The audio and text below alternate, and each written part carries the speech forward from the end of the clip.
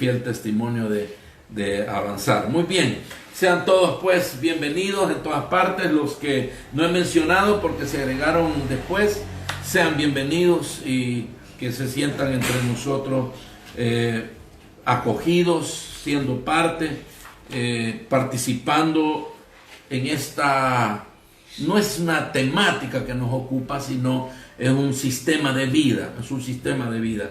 Evidencias ahí lo habíamos puesto como en pantalla para recordarles a todos que la palabra evidencia es un conocimiento que se nos aparece en nuestro sistema intuitivo, de tal manera que podemos afirmar la validez de su contenido y definirlo como verdadero con certeza y sin sombra de duda.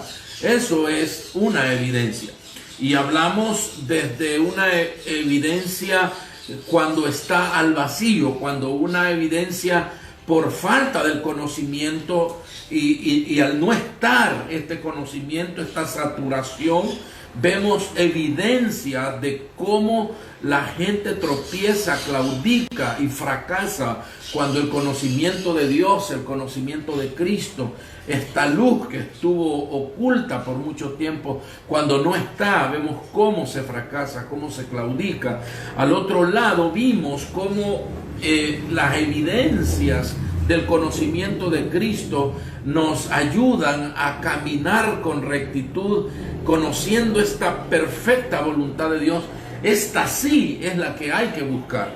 Hay personas que andan buscando a Dios y a Dios ya no debe ser buscado, sino que Dios debe ser guardado, debe de ser intimado, debe de ser contenido en nuestro interior, en nuestro corazón. Con Él debemos guardar un desarrollo y un crecimiento en la intimidad. Debemos crecer en la intimidad. ¿Qué es lo que debemos buscar realmente? Es la voluntad, es el entendimiento de sus más altos intereses, del deseo de Dios que está proyectado para que sea perfecto, para que sea agradable, para que sea justo, aunque en el camino siempre van a aparecer facetas de padecimiento. Vamos a ver adelante cómo ciertas filosofías han querido competir con el poder del anuncio del Evangelio de Cristo, porque la gente anda siempre detrás de tener una plataforma de tranquilidad, de felicidad, y a veces creemos que el Evangelio no suple eso, porque en el Evangelio a veces se sufre, se padece mucho, pero esta es la causa de Dios, de estampar a su Hijo en nosotros.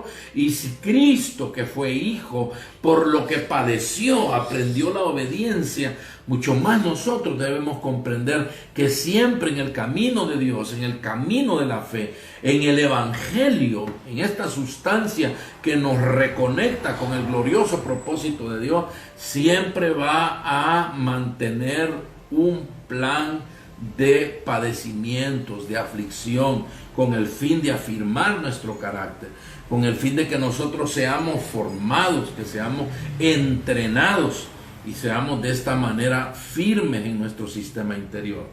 Hay sistemas religiosos que están preparados para la gente, así en un sistema psicológico, filosófico. La gente sienta que debe parar de sufrir. Pare de sufrir, dicen. Hasta el nombre ahora han cambiado a estas iglesias, congregaciones con tendencia a que la gente solo se preocupe por parar de sufrir y de tocar algún día la felicidad.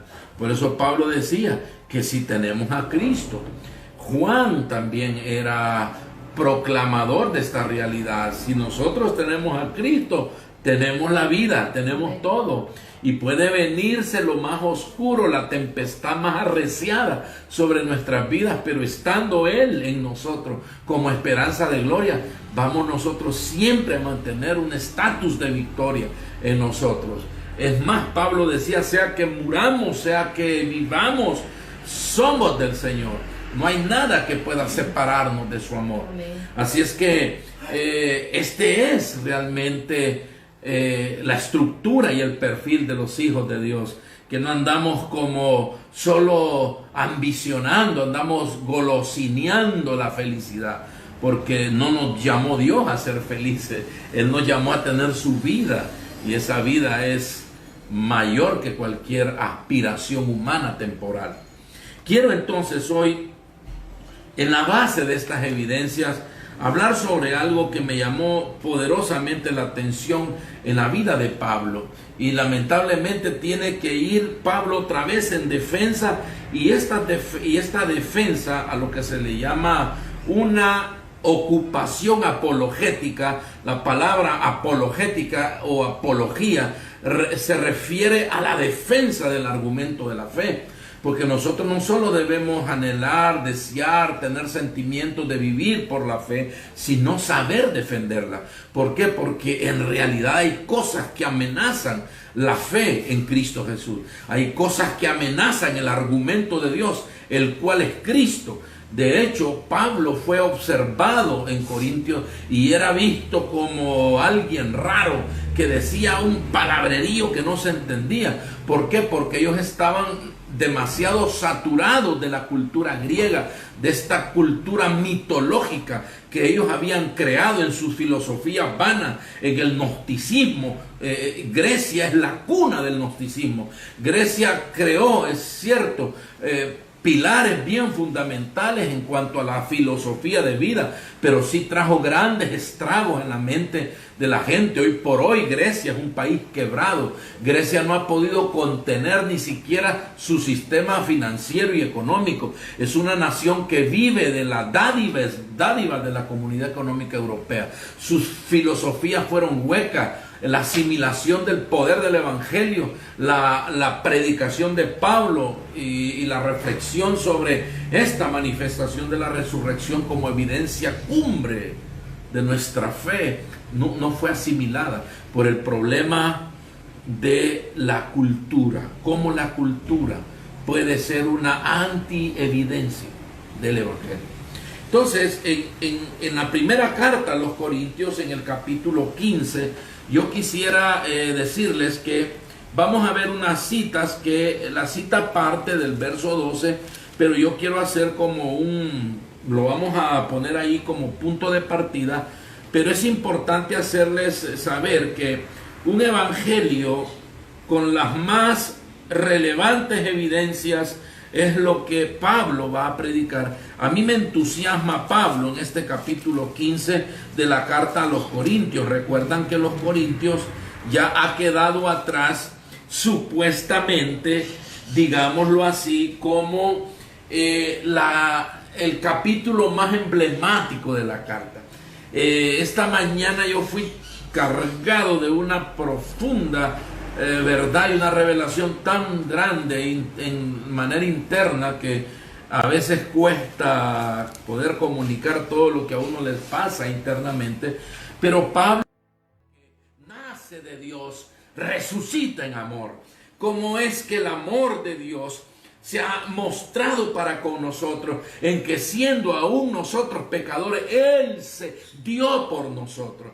Entonces el amor no es una idea aislada, el amor es una evidencia suprema, pero Pablo en este caso tiene una proyección tan profunda en relación a la resurrección, y está claro que Pablo no reaccionaba de puro gusto. Lo más seguro es que oyó por ahí.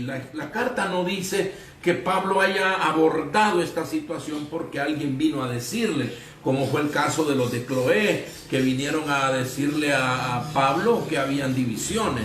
En este caso no habla Pablo de otra temática que haya surgido de alguna pregunta de los miembros de la iglesia en Corinto, pero está claro que el tono de la carta simula que habían algunos corintios muy empapados de la cultura griega, tenían demasiada cultura. Es lo que nos pasa a los pastores, voy a hablar como pastor, que queremos que la gente se centre en la verdad del evangelio, vivan para eso, pero cuando aquí es hora de ponerse las botas, cuando es hora de andar con un sombrero y montado un caballo, no importa que le pongan un ídolo adelante, eso es terrible, pues. O sea, Han pasado más de 20 años y yo he podido ver eso, cómo a la gente lo atrapa la cultura, cómo lo estorba en su desarrollo y su crecimiento espiritual. Es posible que hay personas que pasan durante todo el año, van a la congregación, apuntan los mensajes del pastor,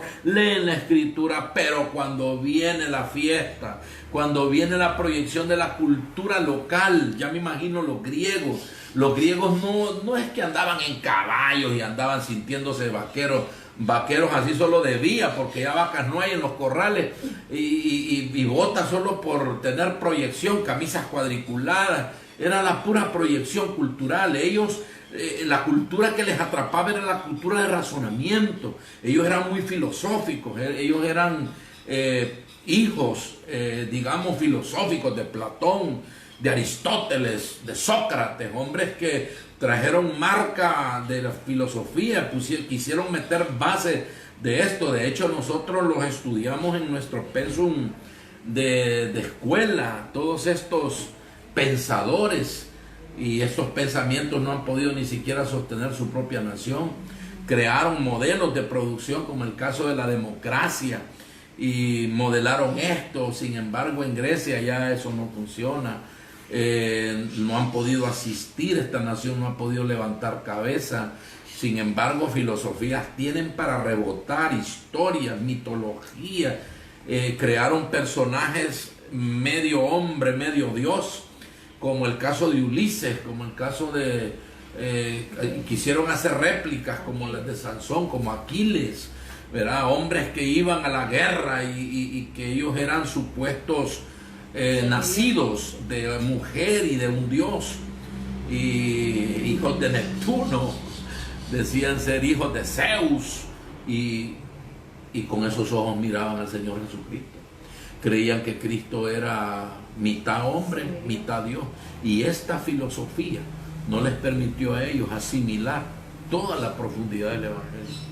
Nosotros no creemos en Zeus, no creemos en esto, pero creemos en otras cosas que la cultura se ha comido la mitad del cerebro. Y lo digo con base sólida, porque yo he conocido el comportamiento de la gente, por lo menos acá. El paganismo, el profanismo ha botado años de construcción de la vida espiritual en las personas, pero la gente se desemboca cuando... o el fanatismo es otro elemento, cuando ya decimos que ahí viene el Olimpia o ahí viene el otro, nosotros cambiamos cualquier cosa por estas situaciones que no tienen mayor trascendencia. Bueno, ustedes agreguen lo que han tenido por tropiezo, pero un evangelio con la más relevante evidencia, aunque muchos apuntan a que en la primera carta a los Corintios lo más relevante era el capítulo 13, poco se puede debatir en relación a la importancia del capítulo 15. Entonces vamos a subir, sí, porque ustedes pudieron haber dicho, ¿por qué no habló del amor el pastor como la mejor evidencia del evangelio? Pero poco se puede debatir. Yo les digo, hermano, la Biblia no dice que sin amor, si no entendemos el amor, la Biblia dice, si no hay resurrección, no tiene fundamento la fe. Por eso nadie puede desestimar que la resurrección es una evidencia contundente del evangelio, del amor de Cristo. Así es que la importancia de la resurrección estriba primero en el testimonio que Dios mismo da acerca de que Él ha resucitado, que el poder del evangelio cobró un auge en el primer siglo, un auge indetenible, inusitado, pero que ya para los siglos 3 y 4 ha ido apagándose porque el hombre trató de producir una religión, un dogma con lo que de Dios entendía. Surgieron los elementos teológicos la homilética, la hermenéutica, y esto fue encapsulando a Dios en porciones humanas.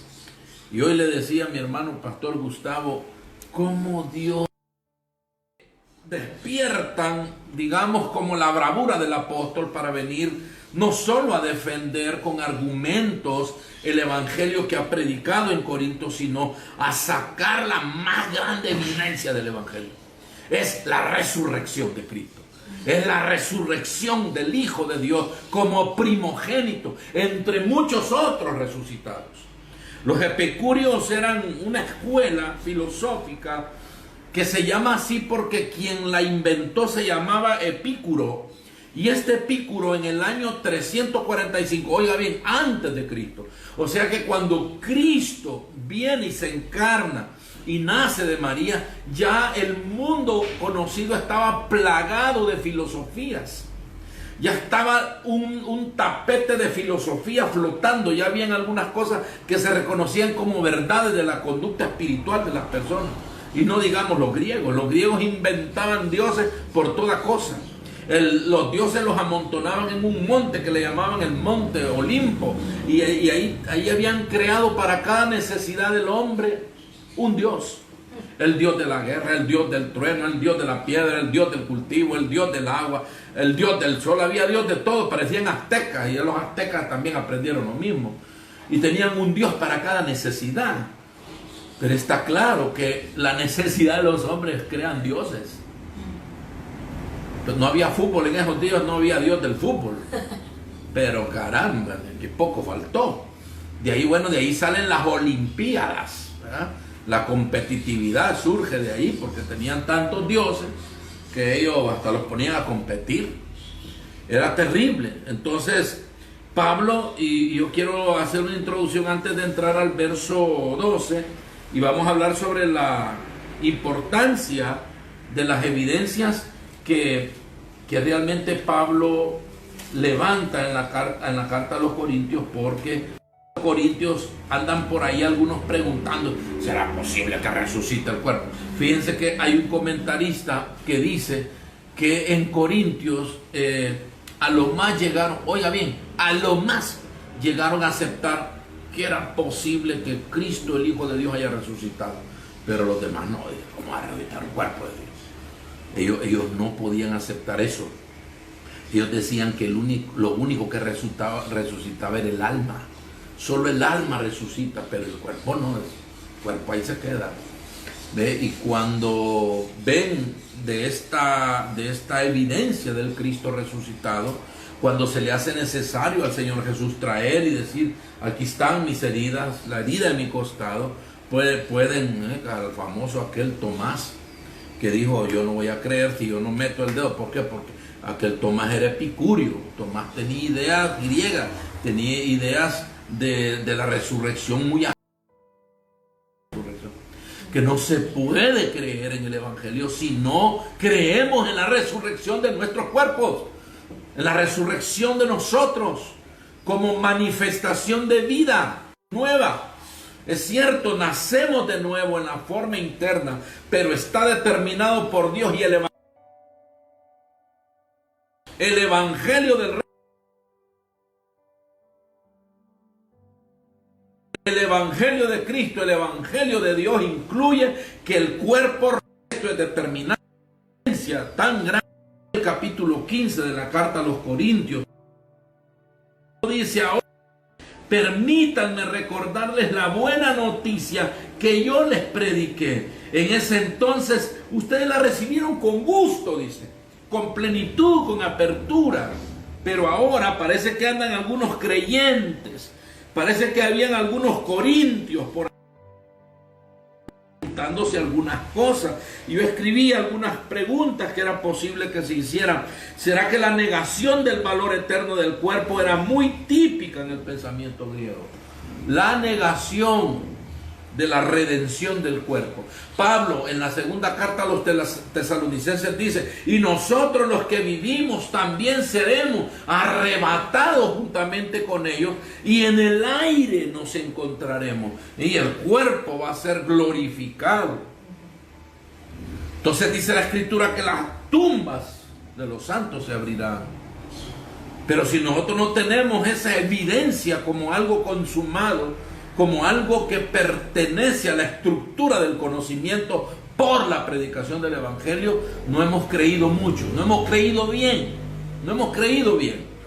Por eso he considerado que la importancia de esta evidencia debe estribar en nosotros, y Lucas también. Lucas, yo quisiera tener aquí, yo quisiera estar hasta las 12 de la mañana aquí, hasta la 1 de la mañana dándole a esto, porque habemos muchos creyentes sin argumentos apologéticos. Habemos muchos hermanos de la barra catracha, y yo soy de la iglesia aquí, y yo voy donde el pastor fulano, y eso es lo más que saben. Saben el nombre del pastor de la iglesia donde se congrega. Yo soy de allá, de la iglesia del fulano, del otro, y es lo más que saben. En la casa ni pregunte, porque no tienen memoria de nada. Nosotros ya no podemos arribar al siglo XXI, estar en medio de esta gran pandemia y no tener ni siquiera una contención del argumento de la vida que nos ha venido por la predicación del Evangelio. Esa es una cosa tan terrible. Yo creo que usted ya lo miró. Eso hasta me molesta a mí, pues. Yo hasta le confieso que me molesta nuestra forma de ser tan superficiales. Pablo está molesto aquí también, ya lo van a ver. Aquí dice que Pablo estaba enardecido, estaba molesto porque ha tenido que venir a predicarles otra vez, y les dice: vengo a recordarles la memoria en relación al Evangelio que les he predicado. Y vengo a recordarles. Y dice la escritura aquí, en el verso, aguántame un poquito que ya vamos a llegar al 12, pero he sentido que es necesario que sepamos que en el verso 1 y 2, Pablo dice, el verso 2, esa es la buena noticia que los salva si ustedes siguen creyendo el mensaje que les prediqué, a menos de que hayan creído algo que desde un principio nunca fue verdad. O sea, yo creo que ustedes creyeron mentiras, mezclaron mentiras. Hace un rato estábamos juntos queriendo resolver un problema de mi nieta de una chancletita, y queríamos pegarle una parte ahí que se le está despegando, pero vimos que la chancletita ha agarrado tierra, ha agarrado sucio, ha agarrado mugre. ¿De qué le sirve a uno ponerle pegamento si eso sucio va a hacer que el pegamento se despegue? ¿Qué había que hacer? Limpiar, retirar la escoria, retirar la basura, el sucio, para poder aplicar el pegamento y permitir que eso pegue literalmente. Pablo dice: a menos de que ustedes hayan tenido algún argumento que los haya sacado de este principio importante. Pero yo les transmití a ustedes lo más importante y lo que se me había transmitido a mí. ¿Ve? Cristo murió por nuestros pecados, tal como las Escrituras. Fue enterrado, dice el verso 4, y al tercer día resucitó, tal como las Escrituras también lo dicen, dice Pablo. Y el verso 5 empieza a hablar de las evidencias que van más allá de lo que Pablo puede estar diciendo. Dice Pablo: Pedro, Cefas lo vio. Luego dice que lo vieron los 12 más tarde. Luego dice que también lo vieron 500 más.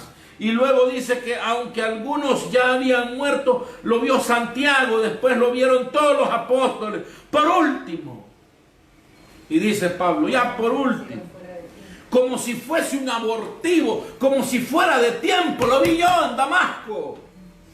Disculpe que alce mi voz, pero es tan importante. Usted no puede defender una causa de la cual no guarde evidencias. No sé cómo puede estar casado con una mujer a quien no está seguro si ama. No sé cómo puede defender una causa que usted tiene raíces y profundidad en ella.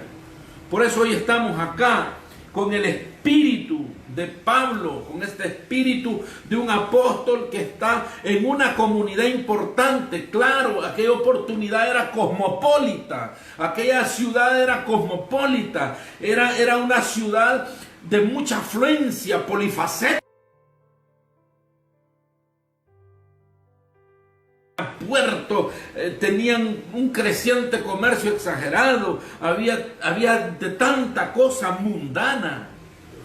El Evangelio brota en medio de cuánta filosofía, pero al sol de hoy, al siglo XXI, el Evangelio es la única verdad que ha permanecido firme, determinante, y Pablo va a decir ahí entonces sí, en el verso 12, pero díganme lo siguiente, voy a leer Reina y Valera, pero si se predica de Cristo,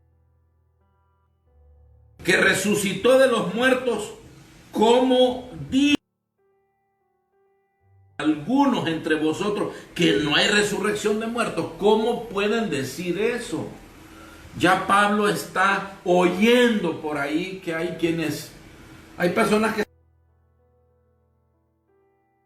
hermanos, hablando más de lo que le pasó a ellos, de su testimonio, de que eran aquí, que eran pobres, ahora son ricos, antes eran ambiciosos, ahora no tienen, y el Evangelio no aparece por ningún lado, y no saben si tienen o no tienen, si resucitan.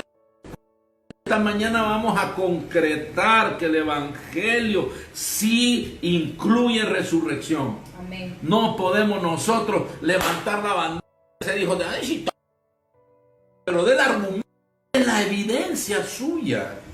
Y Pablo ha dicho, ¿cómo es posible? Pero si se predica de Cristo, que Él resucitó, porque aquí es donde yo saco que está bien claro.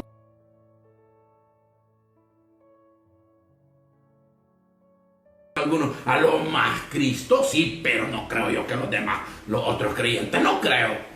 Ya era un argumento. Es como lo que me decía una muchacha ayer. Pues sí, perfecto solo Dios, porque los demás no creo yo.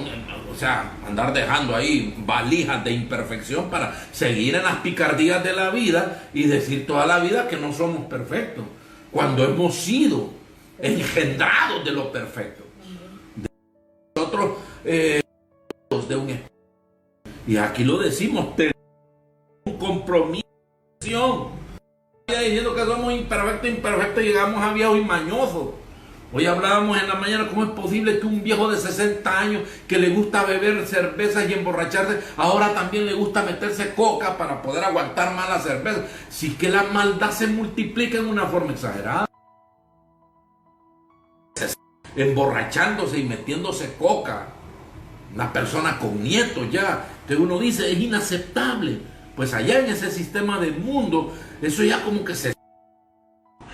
Aunque no hay ética, pero uno se sale de los parámetros normales. Se espera que una persona ya de esa edad, por madurez de tiempo, por madurez fenológica, ya no se hagan cosas como esas. Un viejo de 60 años metiéndose cocaína para poder seguir bebiendo. Es como no digamos en los parámetros espirituales. Pablo está diciendo aquí, pero ¿cómo es posible? ¿Cómo dicen algunos entre vosotros que no hay resurrección de muertos? Y está claro, fíjense que en el capítulo 17 de los Hechos, que hay una referencia que me gustó leerla, y la vamos a leer porque usted y yo estamos creciendo en esto, pues. O sea, aquí nosotros no estamos en un culto, estamos en un programa de edificación, estamos todos construyendo.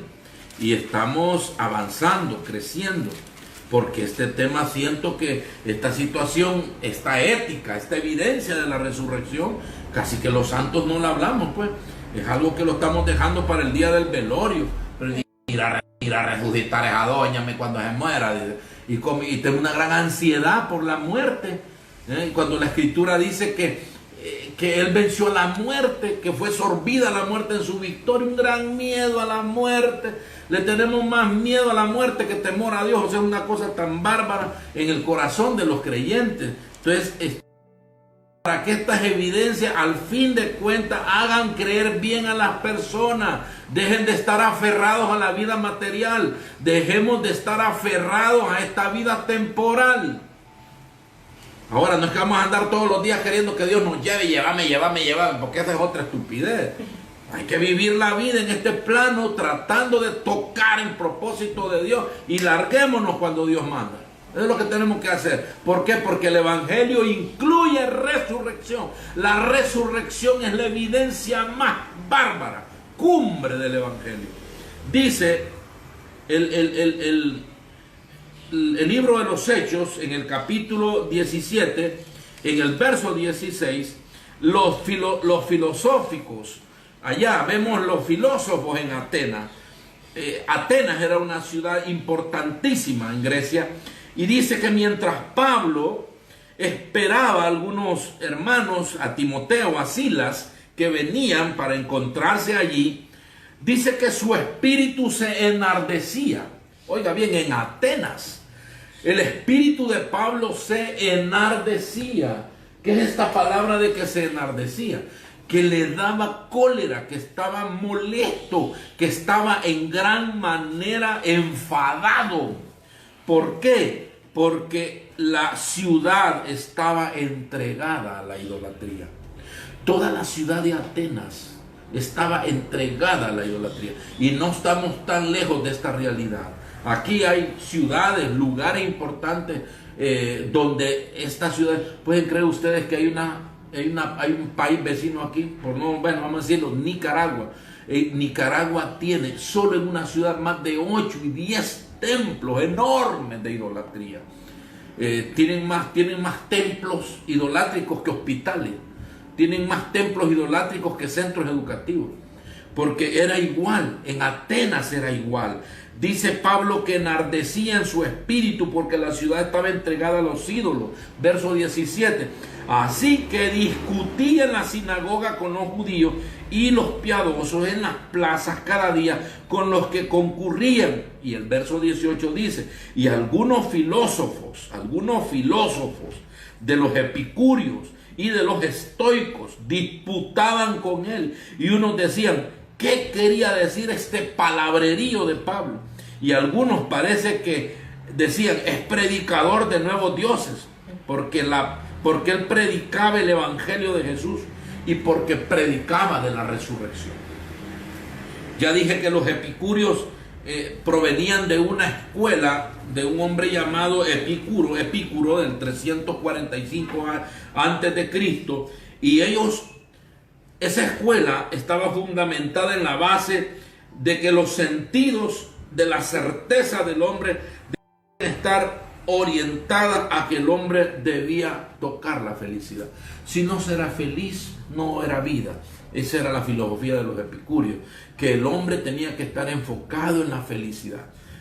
Y todavía hoy dice la gente, yo necesito ser feliz y que yo tengo que ver la felicidad, tengo que rehacer mi vida.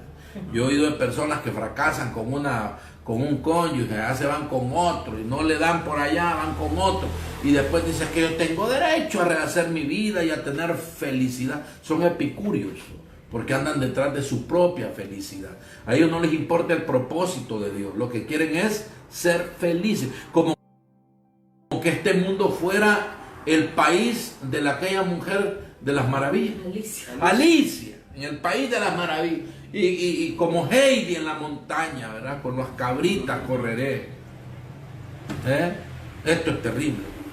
Y entonces la escritura también habla en este verso, en el capítulo 17 de Hechos, que también habían otros llamados estoicos.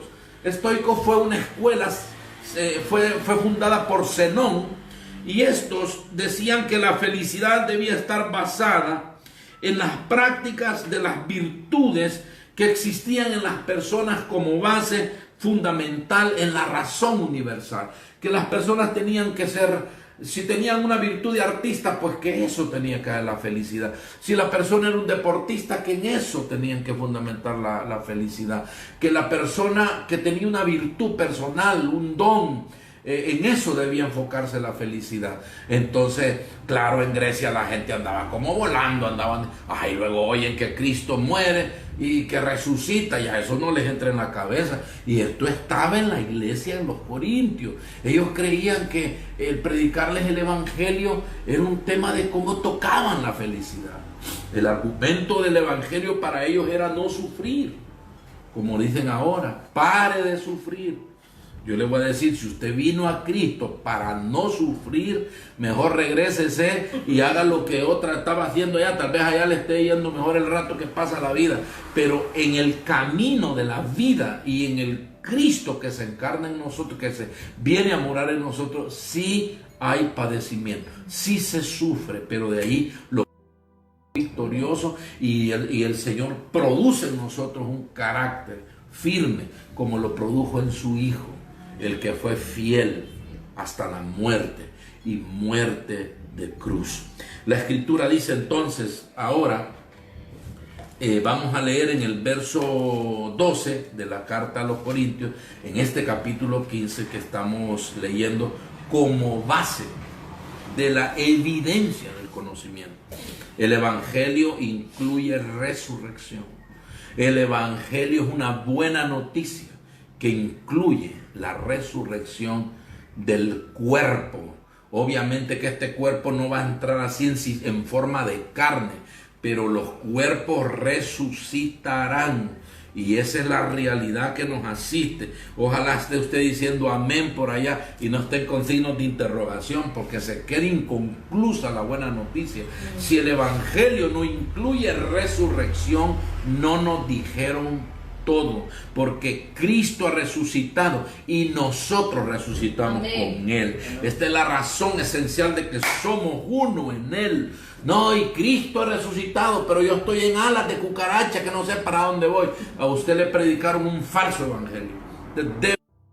Debe tener como evidencia contundente, la evidencia cumbre del Evangelio es Cristo ha resucitado y nosotros con Él. Este es el argumento fundamental de los que creemos en Cristo, en esta grandiosa noticia. Pablo dice, pero si se predica de Cristo que resucitó de los muertos, como dicen algunos. Ven, ya Pablo caminaba un poco medio molesto. En el verso 13 dice, porque si no hay resurrección de muertos, tampoco Cristo ha resucitado. ¿Por qué? Porque tenía que barrer el argumento de que Cristo era un semidios. Porque hay quienes piensan, claro, él resucitó porque era semidios, porque él era como Ulises, como Aquiles, que le metían flechas y no les pasaba nada, eran inmortales, porque eran hijos de... No, Cristo era 100% Dios, pero cierto es que era 100% hombre, y él murió, y él resucitó, y este argumento no tiene variación en ninguna de sus partes. Duras en este argumento. Él murió, pero resucitó al tercer día. Él se levantó de entre los muertos para ser primicia de la generación de hombres santos y justos que llenen el cielo y que también vengan a la tierra para vivir y establecer el reino de Dios en este gran momento y en el gran espacio del milenio de Cristo.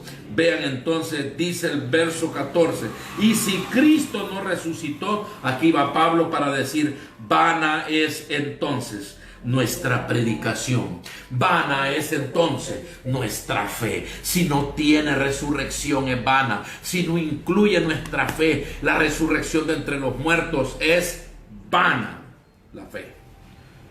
Por eso cuesta pesar si el amor o la resurrección. Es impresionante Pablo.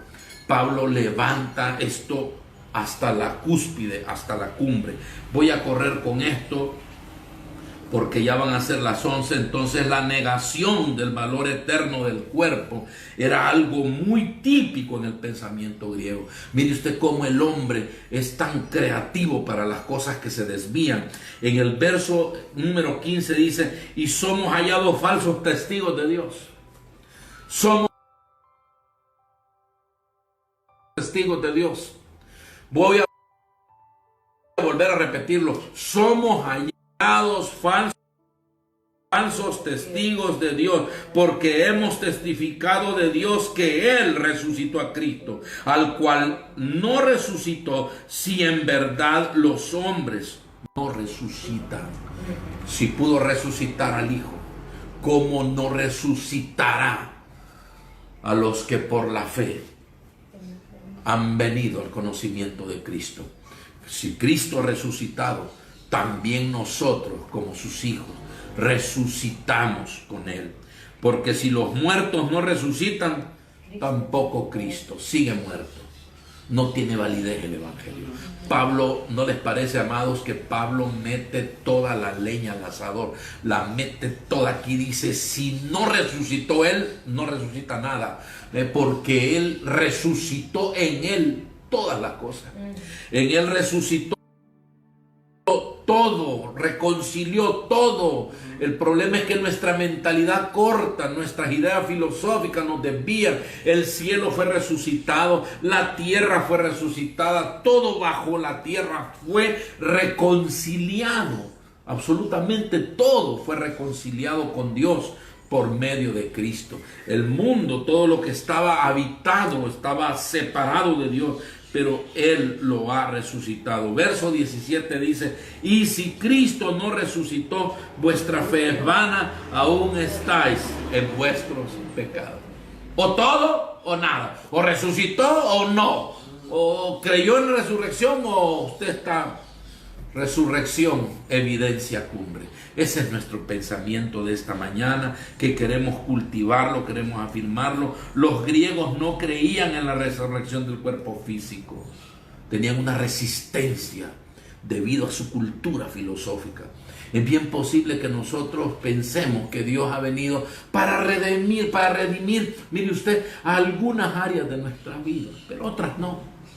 Sentimos como que Él ha hecho hemos puesto a Cristo y su evangelio como un paliativo, como algo que trajo alivio. Pues por lo menos la fe puede morir en paz. Hay quienes tienen el evangelio como algo que por lo menos les permite, que no lo bajan al petate, al piso, que se palman en paz. No, ¿cómo va a ser eso? Nosotros no podemos tener el evangelio como un paliativo. Pablo dice, o es todo o es nada.